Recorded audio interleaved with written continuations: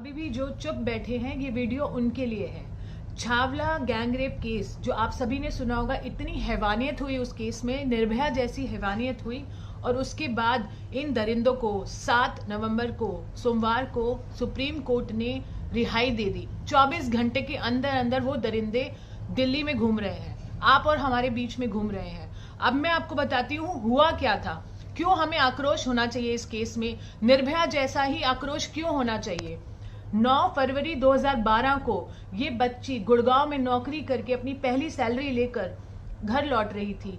द्वारका में जो थोड़ा सा आइसोलेटेड पैच है, वहां पर इन दरिंदों ने सोच रखा था किसी को अपनी हवस का शिकार बनाना है। और उस दिन इस बच्ची को उनके दोस्तों के साथ उन्होंने गाड़ी में डालने की कोशिश की। उनकी दोस्त तो भाग गई, बट ये बच्ची अनामिका उन दरिंदों के हाथ लग गई। उन्होंने बर्बरता से, इतनी बर्बरता से बलात्कार किया कि डॉक्टर जिसने पोस्टमार्टम किया वो भी फेंट हो गया।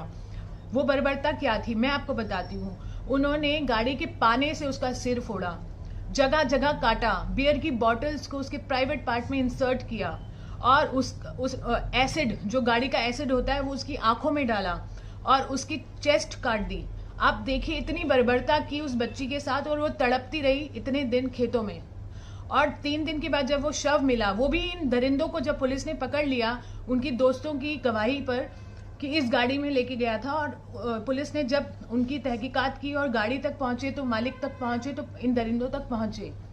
इन दरिंदों ने खुद बताया कि हमने उसको कैसे मारा, अपनी रिकवरी खुद कराई और आइडेंटिफाई करा कि बॉडी हमने यहाँ पर फेंकी है। उसके बावजूद इतने साल बाद, 11 साल बाद उनको रिहाई दे दी गई। किस बिना पर? इन्वेस्टिगेशन वीक थी। आप मानिए, क्या ये चुप रहने की बात है? क्या हमें आवाज नहीं उठानी चाहिए? ये दरिंदे आज आप और हमारे बीच में घूम रहे हैं, कल को हमारी घर की बहू बेटियों का शिकार बनाएंगे। क्या ये रहने लायक है समाज?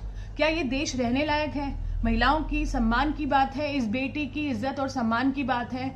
हमें इस अनामिका को न्याय दिलाने में हम सबको आवाज उठानी चाहिए। अगर आपका भी खून खौल रहा है और होना चाहिए